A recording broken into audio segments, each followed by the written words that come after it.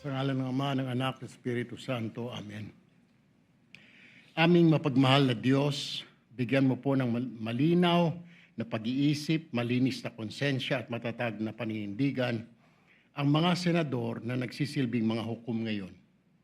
Naway maging patas at walang kinikilingan ang aming paghatol. Hindi dahil sa politika, personal na interes, opinyon ng publiko o anumang impluensya.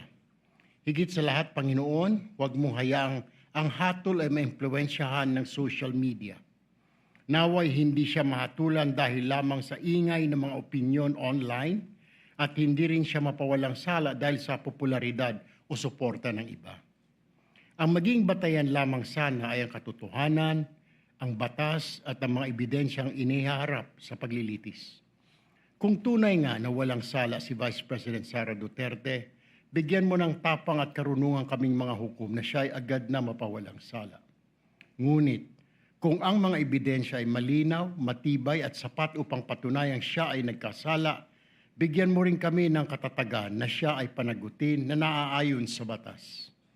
Panginoon, naway maging mabilis ngunit makatarungan ang paglilitis na ito. Huwag nawa itong patagalin ng walang sapat na dahilan sapagkat tunay na ang kasabihang justice delayed is justice denied. Sa huli, naway hindi ang politika, social media o popular na opinyon ang manaig, kundi ang katotohanan, katarungan at kapakanan ng sambayanang Pilipino. Ito ang aming isinasamo sa inyo, Panginoon. Amen. Amen. The Clerk of Court will now call the roll. Call of members. Senator Judge Aquino. Senator Judge Cayetano Alan. Senator Judge Cayetano Pia. Senator Judge De La Rosa. Senator Judge Ejercito. Senator Judge Estrada. Senator Judge Go. Senator Judge Ontiveros. Senator Judge Lacson. Senator Judge Lapid. Senator Judge Legarda. Senator Judge Marcoleta. Senator Judge Marcos. Senator Judge Padilla. Senator Judge Pangilinan. Senator Judge Soto III. Senator Judge Tulfo Erwin. Senator Judge Tulfo Rafi. Senator Judge Villanueva. Senator Judge Villar Camille. Senator Judge Villar Mark. Senator Judge Zubiri. The presiding officer, Senator Judge Escudero.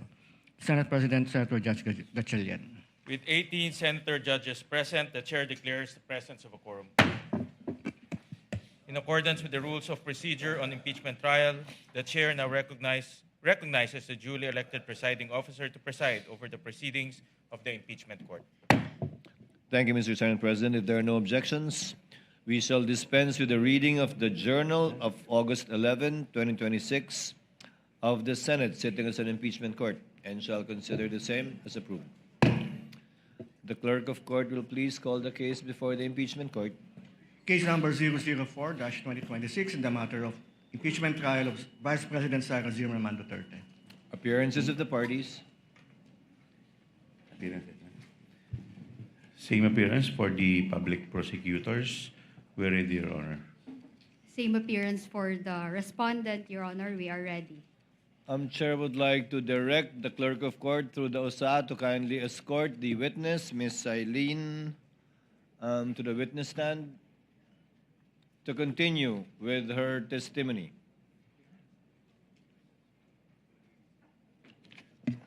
Your Honor.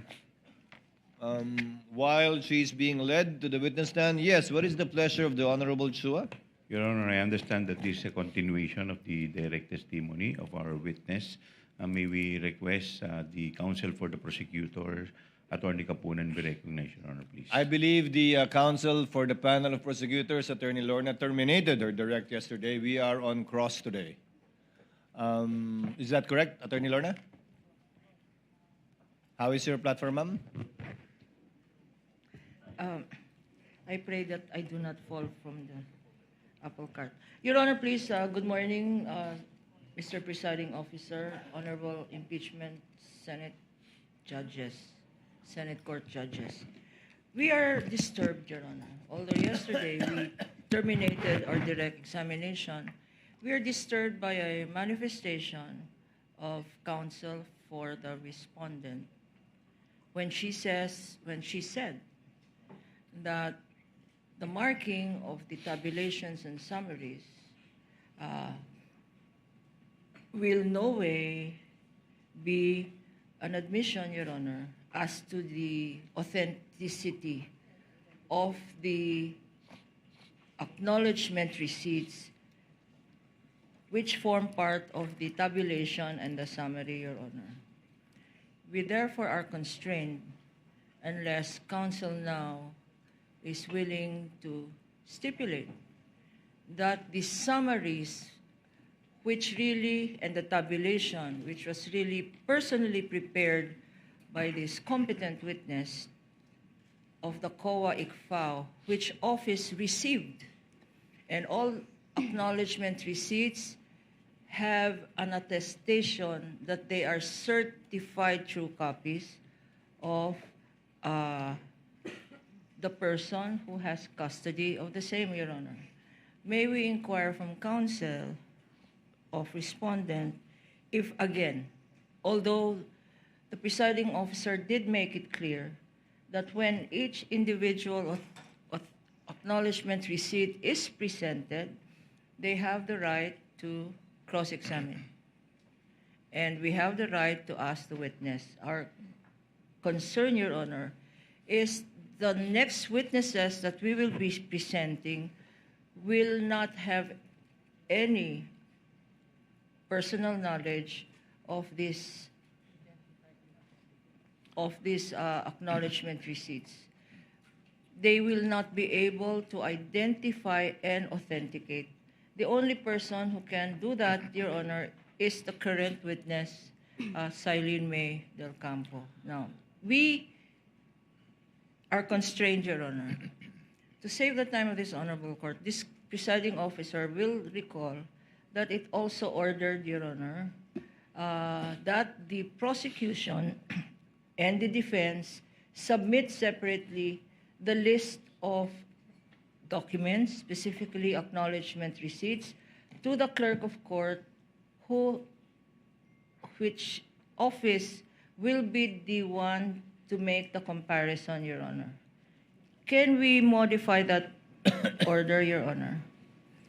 Can we request, Your Honor, that in addition to the clerk of court comparing the prosecution evidence and the defense evidence, an exercise which should have been done Thursday and Friday last week, Your Honor, that instead of just doing that, that this witness appear before the clerk of court to identify and authenticate, Your Honor, these documents in front of the prosecution, in front of the defense, and in front of the clerk of court.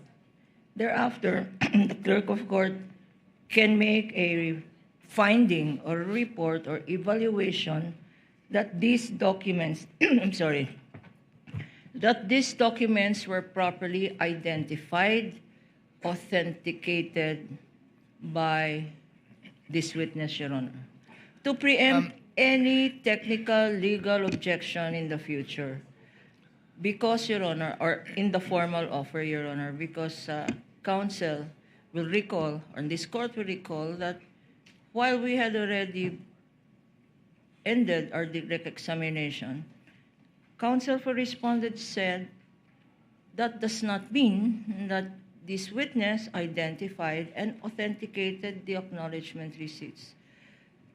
And therefore, Your Honor, if we may respectfully request the presiding officer to authorize or to designate the clerk of court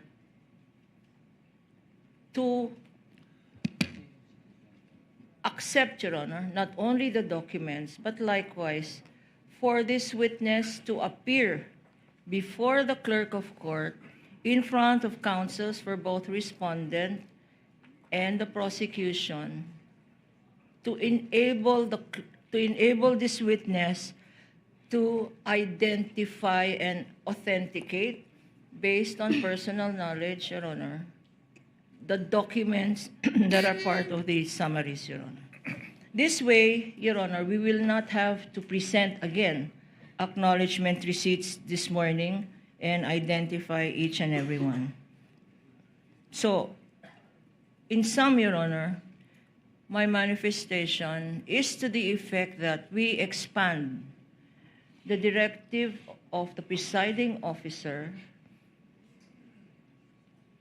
directing the parties to separately submit their documents, and for the clerk to itself, clerk of court's office to itself, make the comparison. We want to expand it to include that this witness, Ms. Silene, appear before the clerk of court in the presence of counsels for the petitioner and for the respondent for the purpose of one, identifying, and two, authenticating the documents in the tabulation, Your Honor.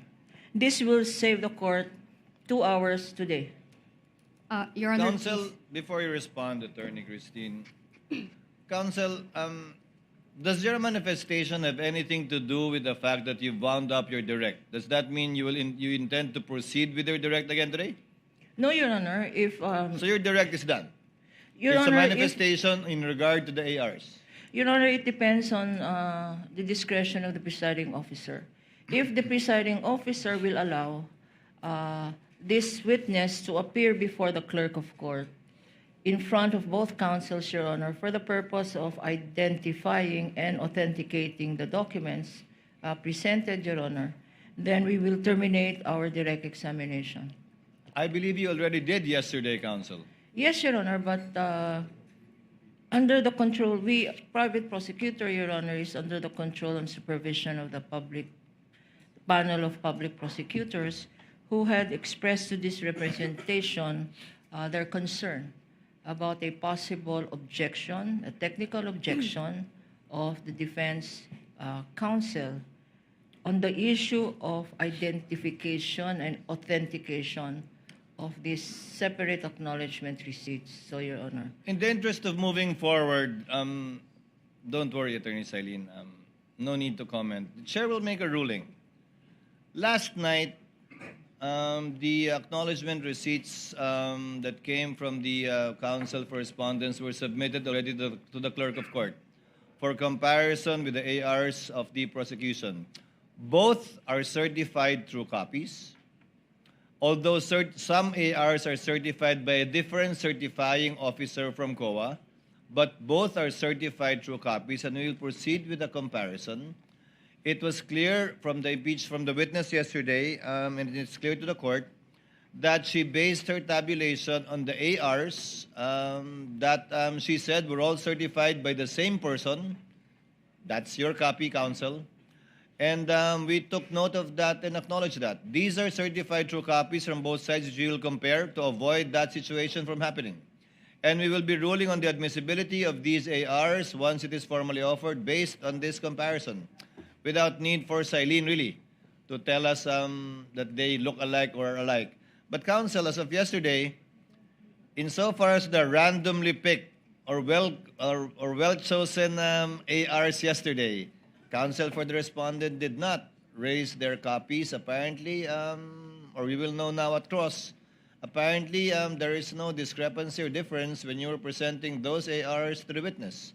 And again, that is their right to present their copy because their theory is they're questioning, correct me if I'm wrong, Attorney Silene, the chain of custody. That it might have been broken. But if it's not broken insofar as the ARs and after we compare it, then there is no need to further belabor this point. We will rule on the matter, counsel, at the appropriate time. But I'm telling you already where the court is at this point in time in relation to the ARs that Silene testified to and where she based her tables and summaries upon. And that is the copies of the prosecutor. I hope that settles the issue, counsel.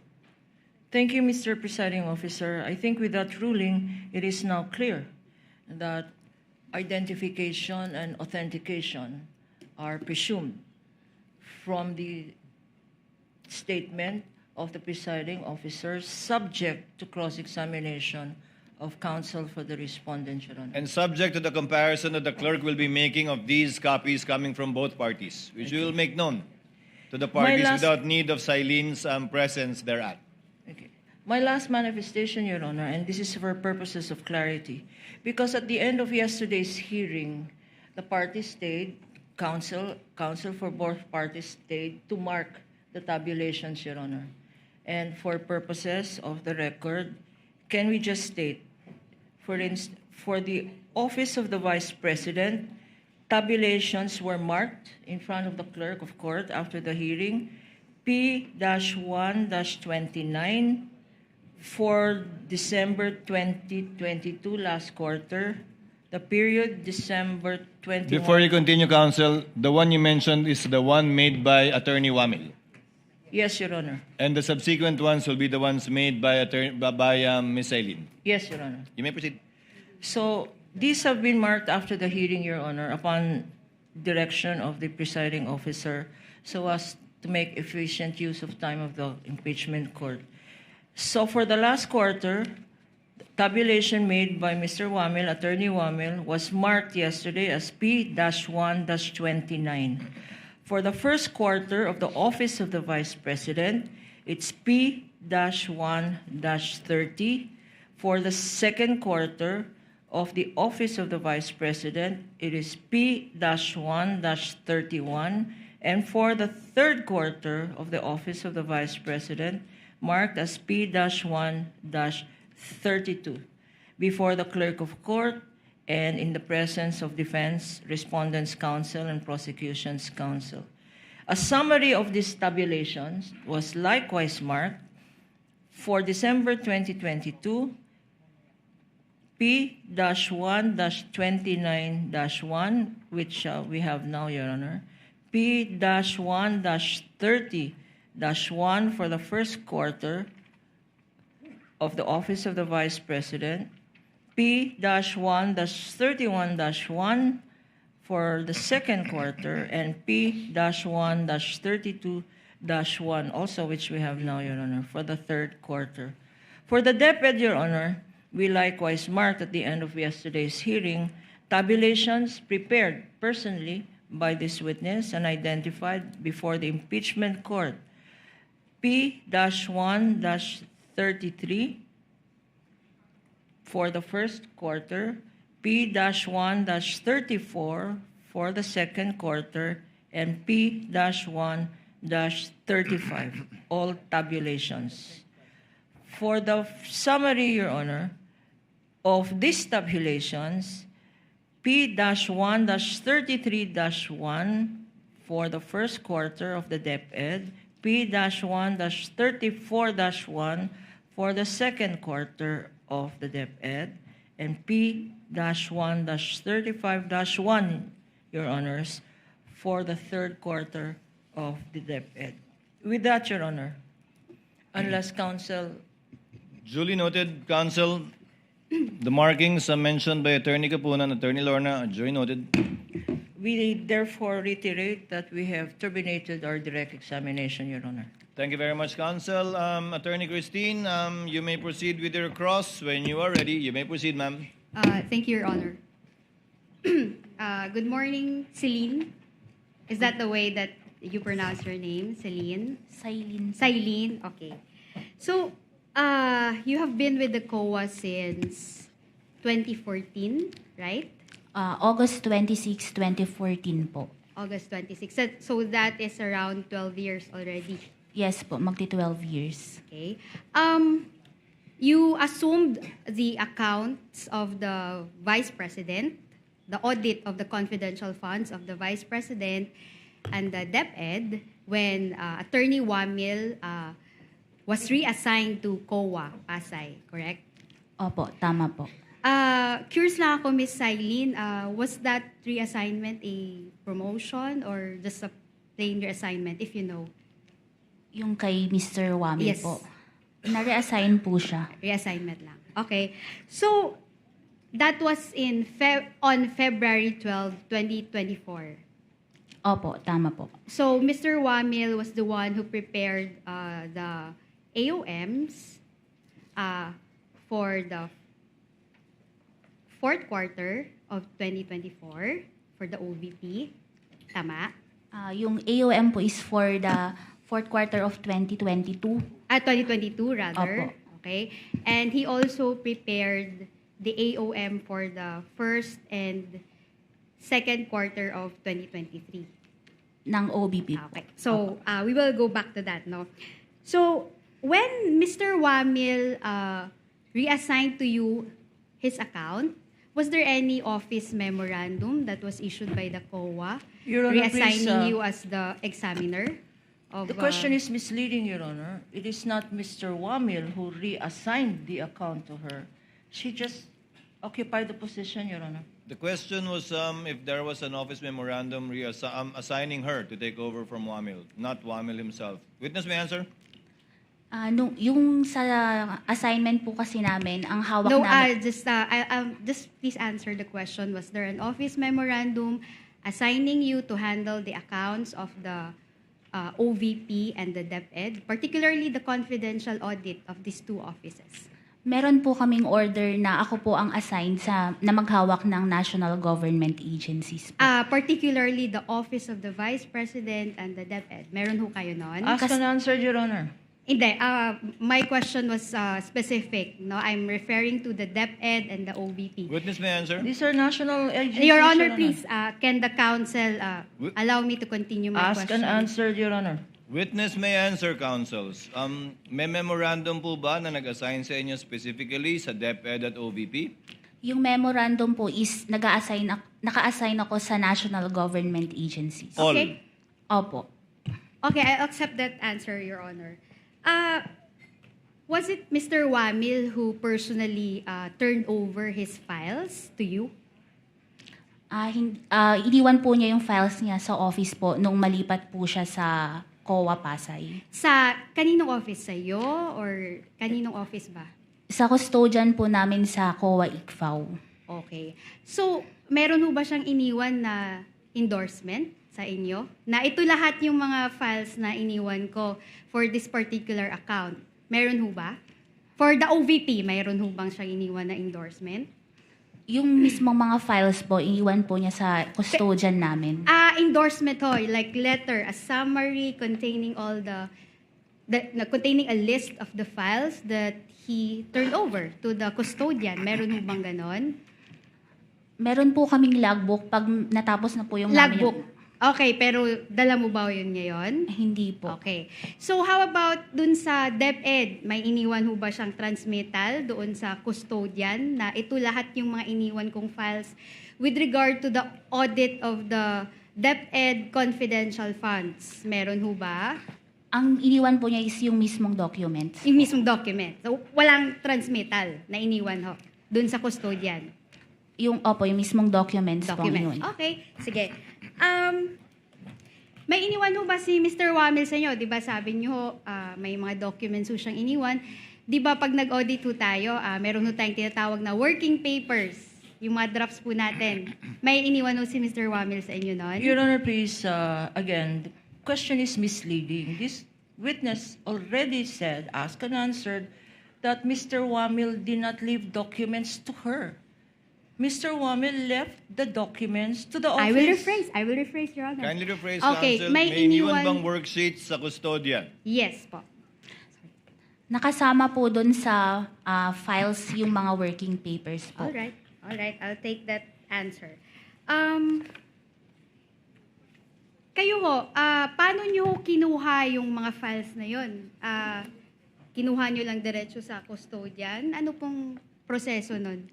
Nung ma-assign po sa akin yung sa OBP at sa DepEd, nung nag-submit po sila ng response, ibinigay po sa akin yung response together with the documents na pinagbasehan po nung Audit Observation Memorandum po. Okay. So in short, niroute lang sa'yo yung response. Tama ho?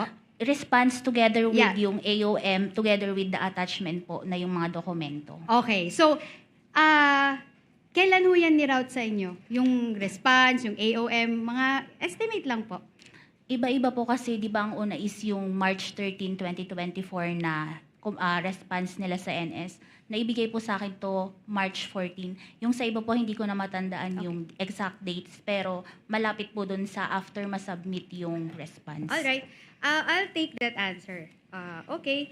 So, Wamil prepared the AOM for the fourth quarter of 2022 for the Office of the Vice President. Tama po? Opo. How about the first to third quarters of 2023? Sino ho ba yung nag-prepare ng AOMs na yun? Dalawa ho yun. Yung sa OBP po na first and second quarter 2023, nandun pa po siya nung ma-issue po yung Okay. AOM. Yung sa third quarter po, siya yung nag-draft. Pero nung na-finalize na po yun, wala na po siya sa COA-ICFAO. So, yung custody po ng document na yun, nasa division chief. Kaya nung finalize po yun, division chief na po yung nag-finalize. Okay. So, all right. Sige, we will flash this AOMs, no? Kasi nga si Mr. Wamil nga yung nag-prepare nung iba sa kanila, no? Sige.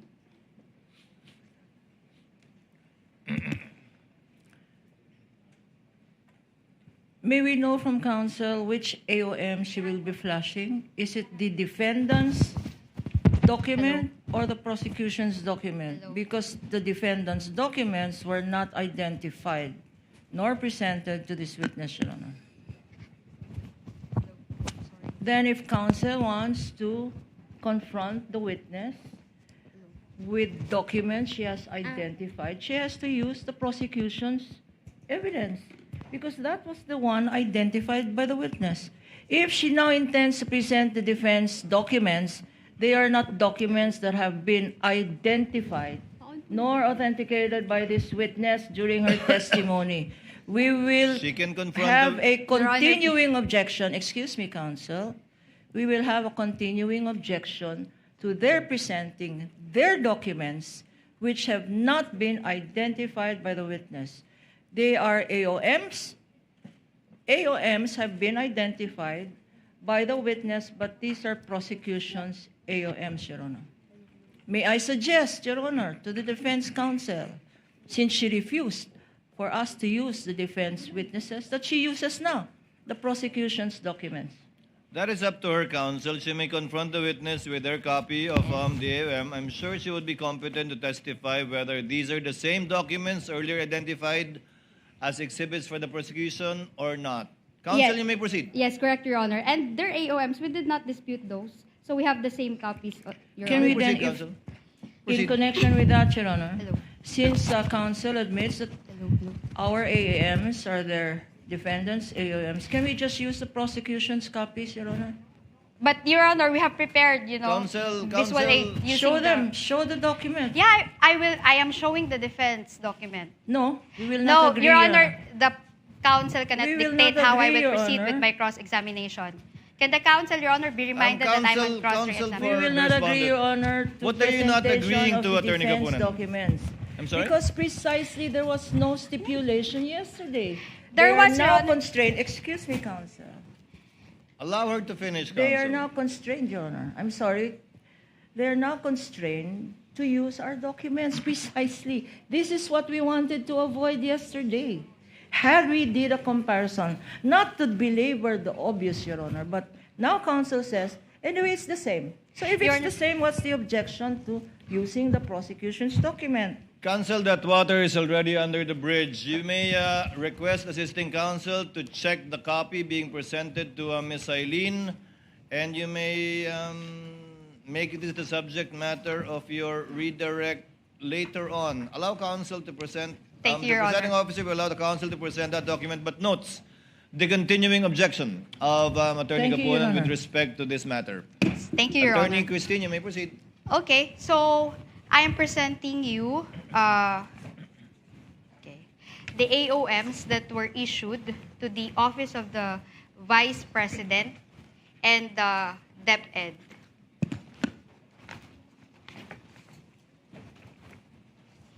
So the first AOM is dated September 14, 2023. It's AOM number 2023-211.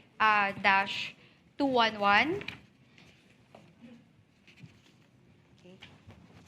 The assisting counsel can check this copy. Okay. Anyway, I can dispense with that. The second AOM is October 3, 2023. Now, I will direct you to the last page. It says here RCW, JMQ, GAC, RRS, and BP. So, RCW is Roderick C. Wamil, correct? Opo, tama po. Okay. Who is JMQ? Dati pong staff namin sa ICFAO. GAC? Division Chief po Um, ng ICFAO. If you can state her name or his name. Si Attorney Gloria A. Camora. Okay. This is Gloria A. Camora. RRS? Dati din pong DC sa ICFAO pero retired na po siya. All right. NBP is the signatory. Opo, si Ascom Nilda Plaras. Okay. So, we will proceed to the third AOM for the OVP that is dated February 1, 2024. So, I will direct you to the routing list. Do you agree that this is a routing list? Sila po yung nag-review, nag-evaluate, nag-review ng documents. Yeah, I was about to ask you that question. Thank you for confirming.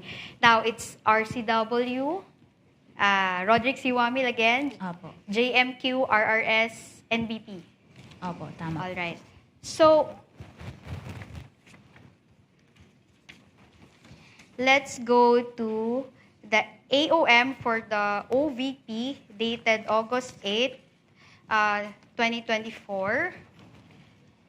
On the last page, the routing list, it's RCW, GAC, RRS, NBP. But this is August 8, 2024.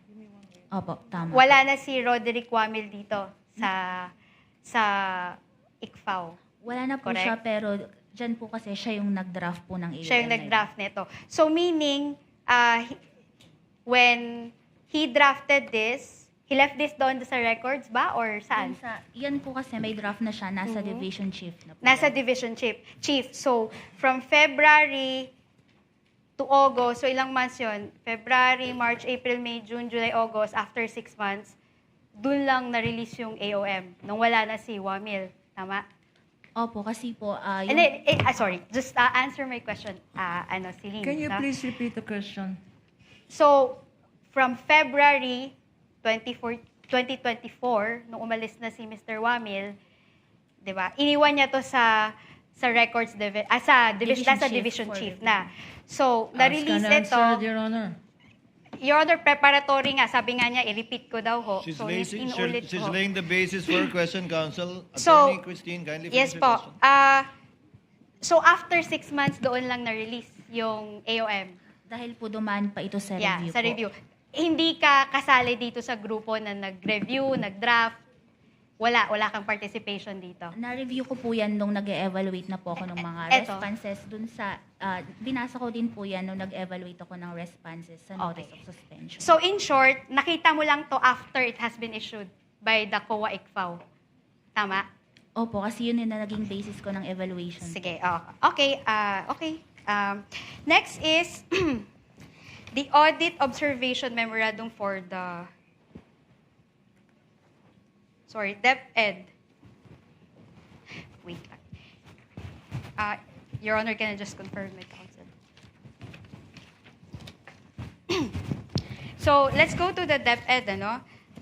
Sige, dun din tayo sa routing list, no? February 1, 2024, nandito pa si Roderick Wamil kasi RCW, JMQ, RRS, NBP. Opo, tama. Alright. Let's go to August 8, AOM. Ayun. RCW, GAC, RRS, NBP. Wala na si RCW pero nasa division head. Opo, pareho po nung sa OBP. At saka na-review mo lang to nung na-issue na ng division head ng ICFAO. Opo, nung mag-evaluate na po Okay. ako ng Sige. Salamat, response. Celine.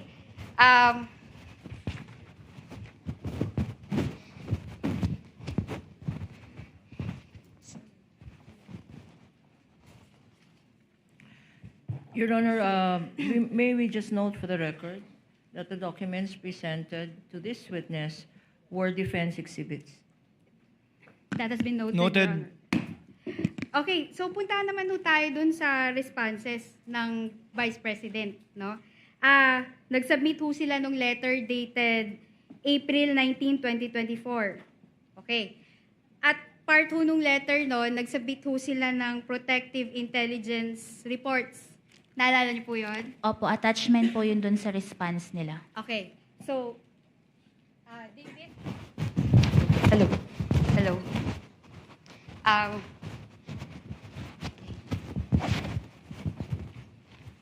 May we request David to please flash. Chat muna yan, ha? Who is David? Our assisting counsel. Your Honor, David po pangalan niya para pwede niyo siya i-direct kung nagkakamali ho siya, kung hindi yung naaayon yung fina-flash niya. Thank you for that, Counsel. Okay. Sige, punta tayo dito Can we sa... also, Your Honor, call our assistant counsel, Your Honor, Attorney Of J. course, De La Cruz. You may approach. So, etong exhibit na to, again, we'll use our exhibit counsel. Etong exhibit na to ay minarkahan po as D-1 or -1-115-OVP-C. Okay. So, eto po,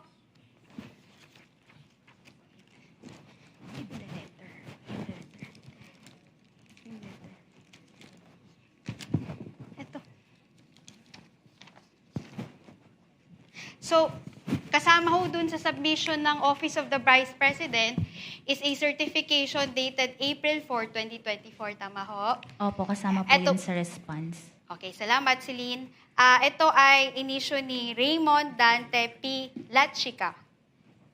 Opo, tama. Okay. So, sinasabi ho dito sa first paragraph, this is to certify that the confidential activities such as surveillance and information gathering were performed in 127 areas during the first quarter of CY 2023 and 111 areas during the second quarter of 2023, which enabled the team to prevent untoward incidents from transpiring during the engagements of the Vice President and the implementation of the programs of the Office of the Vice President, including the establishment of 3 new satellite offices, Isabela, in Cagayan Valley, Bicol, and BARM, and the implementation of OVP Libreng Sakay. Do you see that, Celine? Yes po. Okay, salamat. Pero sinabi nyo sa findings nyo na it doesn't pass the proof of success of the intelligence activities, correct? Yes po, Okay. under 4.8.5, Okay, hindi po siya sige. sufficient. So, kasali ho diyan sa letter na yan are what we call as Protective Intelligence Operations Report for the engagements of Vice President Sara Z. Duterte. Nakita niyo ho ba yon? Opo, tama po. Okay. So, sa bawat quarter na yon, may summary of intelligence work. Nabasa niyo ho ba yon? Yung summary po nung... Ang tanong ko, nabasa niyo ba bawat quarter yung summary of intelligence work? yung kwan po, narrative po nung ano yung activity, date, Okay. location, Okay. yung timeline po. Sige po. Nakalagay po sa PIOR. So, I'll take that answer, no? So, Your Honor, please. Never mind, Your Honor. I'm She showing might you take this my answer, Your Honor. I am showing you this document, no? This is marked as our Exhibit D-1-115-OVP-C, Your Honor. With the caption, Protective Intelligence Operations Report for the engagements of Vice President Sara Z. Duterte, first quarter CY 2023. Now, punta ho tayo sa item number 4. Okay, number 2 muna tayo sa scope. No? You can read it with me. This report pertains to the narrative of events and accomplishments of VPSPG in terms of protective intelligence. Do you confirm that? Protective intelligence operations. Opo, tama po. Okay. During the engagements of Vice President Sara Z. Duterte for the first quarter of CY 2023. Do you confirm that? Opo, tama. All right. Number 4, punta tayo sa number 4. Item 4, you can read it with me.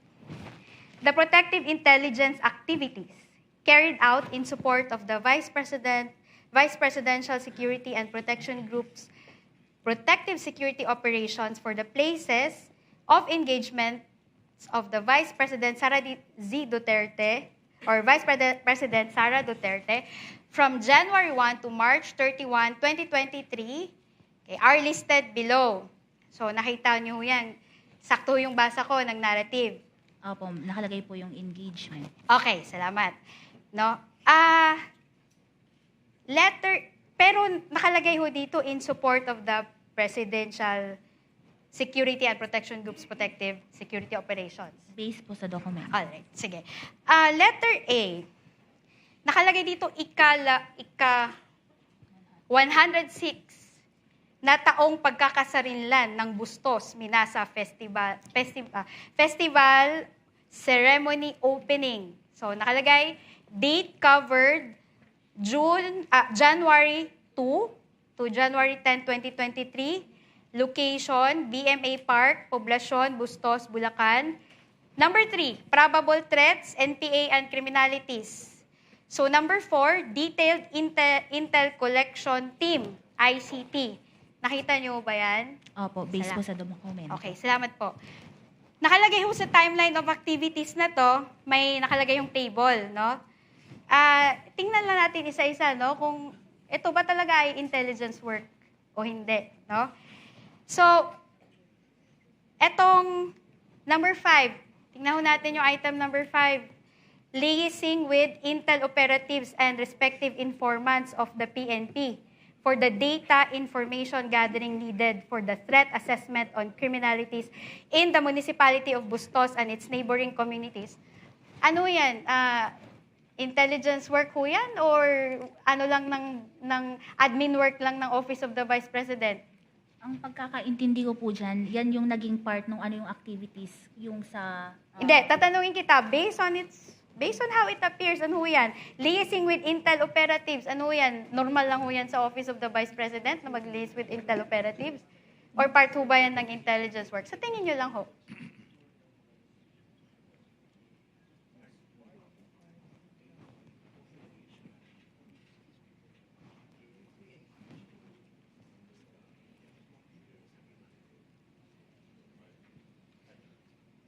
Papasok po siya sa intelligence gathering. Okay, salamat po. Number 7, intelligence fusion for the threat assessment and situation update. Ano ho yan? Papasok ho yan sa intelligence or normal work lang yan ng OVP? Sa intelligence. Salamat po.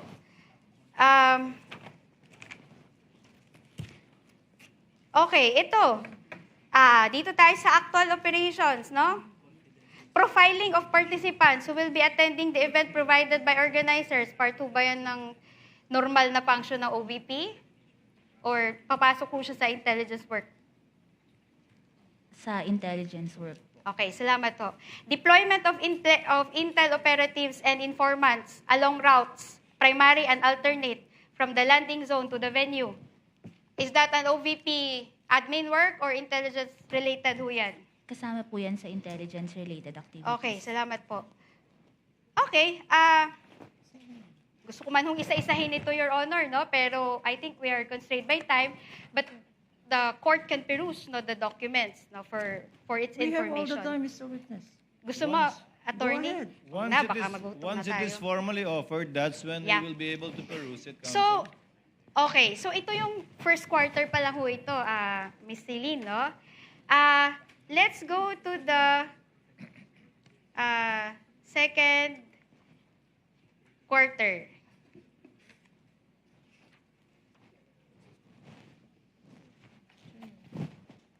Okay. So, punta ho tayo sa second quarter ng 2023. Okay. It is covered by the same letter of Mr. Lachica. Okay. So, punta ho tayo dito sa title, no? By the way, Your Honor, this is marked as our Exhibit D-1-115 OVP-M. Okay. So, ang title ho nito ay Protective Intelligence Operations Report for the Engagements of Vice President Sara Z. Duterte, second quarter 2023. Now, punta ho tayo sa scope. Basahin ho natin, Ms. Celine, no? This report, number 2, item 2, this report pertains to the narrative of events and accomplishments of VP-SPG in terms of protective intelligence operations during the engagements of Vice President Sara Z. Duterte for the second quarter of 2023.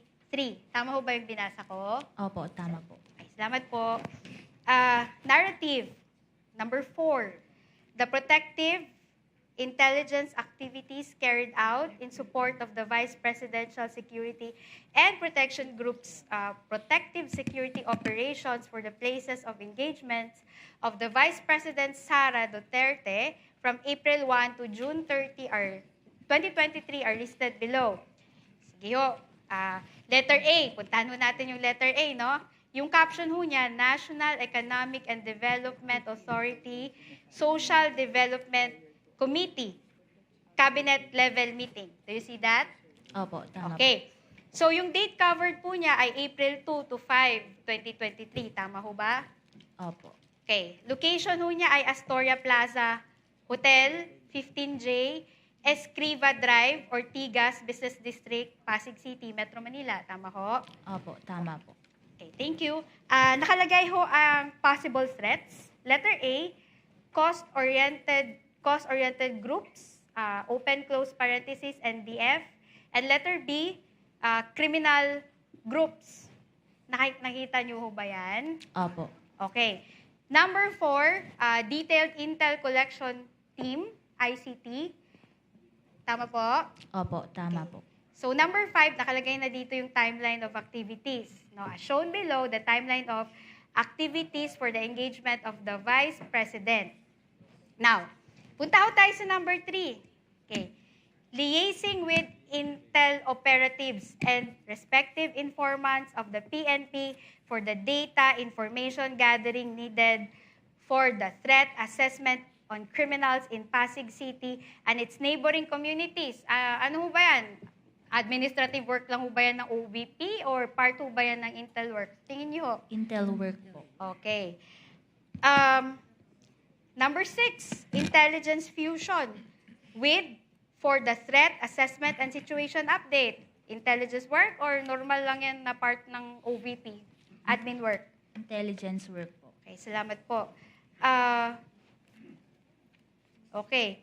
Eto, number 8, ocular inspection, casing and surveillance of the venue. Ano ba yan? Part lang yan ng OVP admin work or intelligence work po yan? Sa tingin niyo po? Intelligence work po. Okay, salamat po.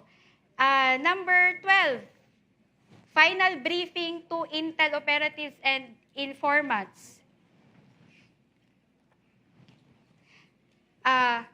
Part 2 ba yan ng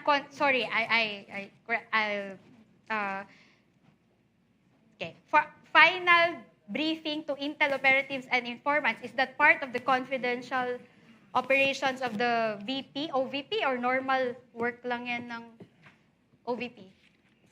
Papasok po siya as confidential work. Okay, confidential work, no? So, actual operations, ito, number 14. Okay, number 14 tayo. Number 13 muna. Ito, interesting. Profiling and security tagging of participants who will be attending the event. Part 2 ba ng confidential activity yan or normal lang yan na part ng OVP, admin work? Number 12 po. Kasama po sa parang papasok siya sa surveillance. Okay, surveillance, no? Number 14, okay, deployment of Intel operatives and informants along routes, primary and alternate from the PNP and MMDA. Part 2 ba yan ng surveillance activities or normal lang yan sa OVP? Part po ng surveillance activities. Okay, salamat po. Number 16, provided intelligence coverage prior to the arrival, actual, and departure of the Vice President. Part 2 ba yan ng surveillance or normal lang yan sa OVP? Surveillance po. Okay, salamat. May nakalagay dito na post operations, no? Okay, number 18. Continuous collaboration with the Intel Operatives of Pasig City Police Office.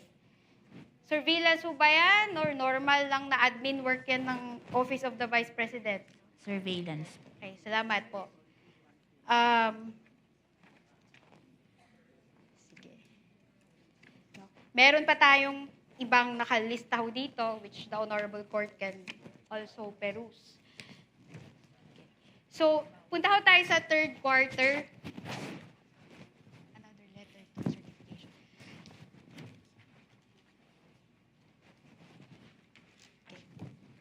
Okay. Punta ho tayo sa third quarter. Covered ho to ng certification pa ho ni Mr. Lachica ho, no? Na dated April 6, 2024. Yung sa third quarter po, September 30, 2023. Yes, pero covered pa yun ng submission kasi nakalagay naman dito. Wait, excuse me.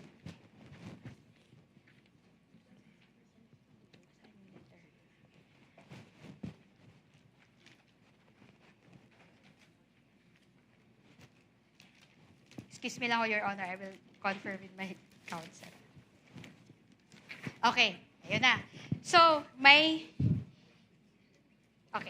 certification dito na sinabit si Mr. Dante Lachica dated September 30, 2023. Nakalagay ho dito, babasahin ko ho, si Lynn, okay lang? Opo. Sige, sabay tayo. Ano? This is to certify, Silene pala, sorry po. This is to certify that confidential activities such as surveillance and information gathering were performed in 122 areas during the third quarter of CY 2023, which enabled the team to prevent untoward incidents from transpiring during the engagements of the Vice President and in the implementation of the programs of the Office of the Vice President, including the establishment of 3 new satellite offices, Isabela in Cagayan, Valley, Bicol, and Barm, and the implementation of the OVP Libreng Sakay Program. Tama ho ba yung binabasa ko? Opo. Okay, so ito ho yung naging support niya, proof of success of the information gathering na sinabit ni Office of the Vice President. Tama ho? Opo, response po nila sa AUM for the third Salamat quarter. po. Your Honor, this has been marked as Exhibit D-1-116-OVP-B for the court's information. Now, may naka-attach ho dito na PIOR. No? Yun yung tawag natin doon, no? Protective Intelligence Operations Report for the engagements of Vice President Sara Z. Duterte for the third quarter of 2023. Okay, nakikita niyo ho ba yan? Opo. Your Honor, this has been marked as Exhibit D-1-116-OVP-C for the respondent. Now, tingnan ho natin yung scope again, Silene. No? This report pertains to the narrative of events and accomplishments of the VPSPG in terms of protective intelligence operations during the engagement of the Vice President Sara Z. Duterte for the third quarter, CY 2023. Do you see that? Opo. Okay, salamat. Number 4, narrative. The protective intelligence activities carried out in support of the Vice Presidential Security and Protection Group's protective security operations for the places of engagements of the Vice President Sara Duterte from July 1 to September 30, 2023 are listed below. Tama ba yung binabasa ko? Opo, tama po. Okay, thank you. So letter A, may nakalagay ho doon, DPWH inauguration and opening of Davao City Coastal Bypass Project, Segment A. Date covered, June 28 to July 1, 2023. Location, Davao City, Coastal Road, Times Beach, Ecoland, Davao City. Sakto? Sakto pa yung binabasa ko? Opo, tama Okay, thank you. Probable threats, letter A, cause-oriented groups, open close parenthesis, NDF, and letter B, criminal groups. Tama po? Opo, Okay, tama. thank you. Number 4, Detailed Intel Collection Team, ICT 4, tama po? Opo. Okay, number 5, timeline of activities. No? As shown below, the timeline of activities of the Vice President are as follows. So, tingnan natin yung number 4 kung magpo-fall po yan sa confidential or surveillance work. No? Number 4, liaising with Intel operatives and respective informants of the PNP and AFP for the data information gathering needed for the threat assessment on criminalities in Davao City and neighboring areas. Does that fall under confidential activity or normal lang yan sa administrative work or normal administrative work lang yan ng OVP? Papasok po siya sa surveillance. Okay, salamat. Number 5 po, no? Intel fusion with for the threat assessment and situation update. Papasok po siya sa surveillance. Opo. Okay, salamat po. Ito hong number 11, no? Final briefing to Intel operatives and informants. Ano ba to? Normal lang to na trabaho ng OVP or part ito ng surveillance or confidential work? Papasok po siya sa surveillance activity. Alright. Then, baba tayo dito sa actual operations, no? Itong profiling and security tagging of the participants, item number 12, who will be attending the event.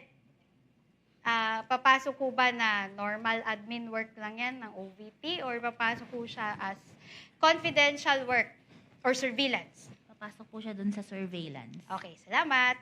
Number 13, deployment of Intel operatives and informants along routes, primary and alternate from the PNP.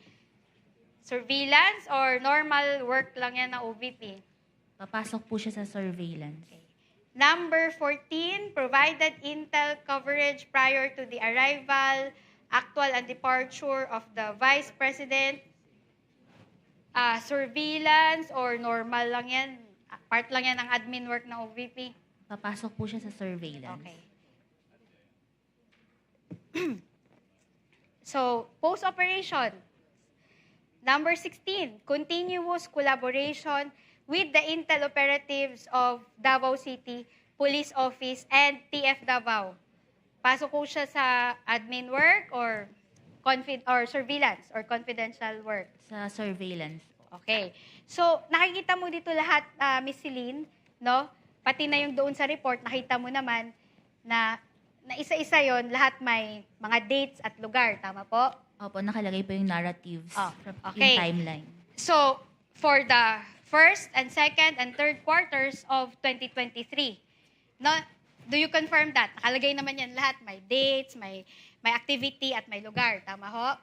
Opo, based po sa PIOR reports na submitted, Okay. may mga details po na ganun. Salamat. So, lahat ng mga submissions ng OVP for the first to third quarter, kasama itong Protective Intelligence Operations Report. Meaning, sa first quarter, yung pinakita ko nga, may sinabit kanina, di ba? Kasama po doon sa response nila sa AOM Okay. attachment po. So, kasama din doon sa response nila yung second quarter na Protective Intelligence Report. Kasama din po doon sa Okay. attachment. As well as the third quarter, which is itong binasa nyo ho. Opo, kasama din po yan. Okay. But, despite of all of this, no, sinabi mo, hindi, disallowed pa rin yan kasi walang evidence of success eh. No? Walang evidence of success eh, no? Wait lang. Kindly turn on the mic for the prosecutor. Your Honor, the counsel is being argumentative with the No, witness. I'm You just object. I'm asking a question. Sabi ko, What is the question again? ang Madam question ko, despite of all of those reports, no, dinisallow nyo pa rin yung payment of rewards. Kasi sabi ninyo, no proof of success.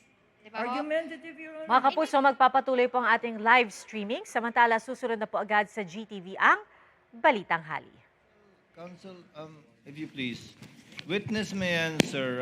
Objection is overruled. Witness said that she indeed disallowed and or gave AOMs because there was no proof of success. I even remember her saying, wala naman daw nahuli. So please answer, Celine. Yes po, kasama po yun sa notice of disallowance ko na na-issue noong March 31, 2026. Hindi Oh. po sufficient yung PIOR and the certification na evidence na nagpapakita ng success ng information gathering. Okay, I get that. But are you aware that one of the purposes of intelligence work is crime prevention? Your Honor, please, may we know where this is leading? Because we are not talking about intelligence funds. We're talking Well, about... confidential funds. So I convert Confidential my funds. question, Your Honor. Counsel, kindly Yes. wait for Attorney Capunan to finish with her objection. Are you referring to... Counsel, In- I will Intelligence rephrase funds my or question. I will confidential rephrase my question. Counsels, please address the court, not Your each Honor, other. please. Your Honor, please. Your Honor, please, may I object to this line of questioning? In fact, I have not stood up because all the questions referred to intelligence funds, Your Honor, when the topic today is confidential funds. And I would like to put that on record, Your Honor, especially this last question, where she Your Honor. specifically refers to conclusions as to use of intelligence funds. The objection is noted, and counsel has already stated that she will rephrase. Kindly rephrase, Attorney Christine. All right. So, ang tanong ko kanina, no? Sabi nyo nga, no? Dinisallow nyo yung rewards kasi nga walang evidence of success ng information gathering. Tama ho? Opo. Okay. Kasi nga ho, gusto nyo ho ng proof na may nahuli. Sinabi nyo yan kahapon sa testimony nyo. Yes po, kasi naipakita po doon yung probable threat. So, ang hinihanap na proof of success is kung may na-apprehend po. Okay, apprehended. So, apprehensions, no? So, ang tanong ko sa'yo ngayon, alam niyo ho ba, no? Do you know that one of the purposes of a confidential activity or a surveillance is crime prevention? Alam niyo ba yon? Ang sa confidential... Hindi, alam niyo ho ba yon? Tanong ko lang ho, alam niyo ho ba na isa sa mga purposes ng surveillance or ng confidential work ay crime prevention? Alam niyo ho ba yon? kasama po ang crime prevention, pero depende rin po Hindi, ito sa just mandate, answer my question, mandate ng yes or agency. no. Attorney Celine, Do you agree? Yeah. Kasama po ba yon o hindi? Yung sa crime prevention po, kasama po yun sa... Wait, pero let her answer. depende pa din po ito sa, sa mandate po ng Ang agency. ganda lang, kasama po ba siya sa surveillance at paggamit ng confidential fund, crime prevention? Yes or no? Opo, kasama po. Okay, salamat, Celine. Okay. In fact, meron tayong 3 klase ng surveillance work. Alam niyo ba yon, Celine? May background ho kayo sa mga surveillance, intelligence work, confidential work. Based lang po sa joint circular na for surveillance activities yung confidential fund. So actually, yung surveillance do you agree with me, may 3 klase ho yan. Una, preventive surveillance. Alam niyo ba yon? No basis, Your Honor. No basis Hindi, tinatanong for ko this lang ho question. kung alam niyo ho ba. Your Honor, the surveillance work that this Your Honor- witness testified to is as defined in the circular, Your So, Honor. what is surveillance work as defined in the circular? Ito po yung yung kasing, di ba po yung confidential expenses is used by agencies for surveillance and surveillance activities na makakatulong po sa, na maisagawa ang mandate ng isang Okay, agency. sige. Sige, nandun na tayo sa maisagawa yung mandate nila. So, tanong ko sa'yo, did the circular limit that to crime prevention? Kasi nga sabi mo, kailangan to apprehension. Kasi nga sabi mo, dapat may mahuli. Sinabi ho ba yan sa JC na dapat may mahuli? Ang nakalagay po kasi sa JC under 4.8.5 Hindi, is proof of sorry, success. Your Honor, please. Let the witness answer, Your Your Honor. Honor, please, Mr. can the- Presiding Officer, can- can the counsel be instructed not to stop the witness at mid-sentence, Your Honor? Your Honor, please, can the witness be directed? You just answer with yes or no. The counsel has her time to ask clarificatory questions later Your Honor, during not all redirect, Your questions. Honor. Not all questions can be answered by yes I am or on no. cross, Your Honor, please. Counsels. Never mind if you're on cross. There are limits to cross-examination. Misleading questions are not allowed. They on are cross. allowed. I don't Councils, think I need to lecture you please, that. councils, let's not allow the generational or seeming generational divide increase the tension in the courtroom. Let's keep it a notch lower. Your Honor, please, I am preventing myself from giving her a spanking, Your Honor. That is what I would Your have Honor, done please. Again, in again, the councils. generational divide, Your Honor. Again, Your Honor, councils, you are all members of the bar and Yes, you're Your Honor. all councils I submit, for the I parties. submit. And we will be treating and looking at each one equally. At Miss I will- Eileen. Yes, Your Um, Honor, it's also- I promise to henceforth behave. Your Thank Honor, you. can I please respond quickly lang, no?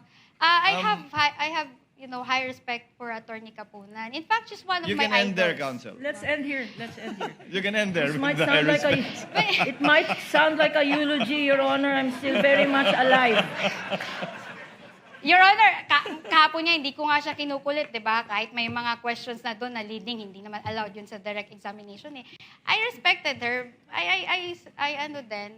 You can end there, council, if Yeah, you respect thank you. her. Thank you. Thank you po.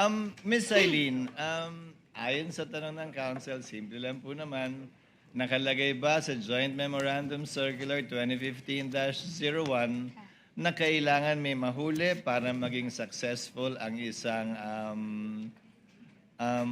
pagbigay ng reward or information?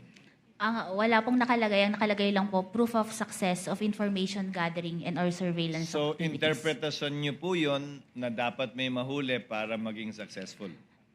I base po yon sa aking professional judgment and based on the evaluation po ng documents na ito is based po sa joint circular. Pero hindi po yun nakalagay sa joint circular na maliwanag. Hindi po. Nakalagay lang po proof of success. Interpretasyon niyo na po yun.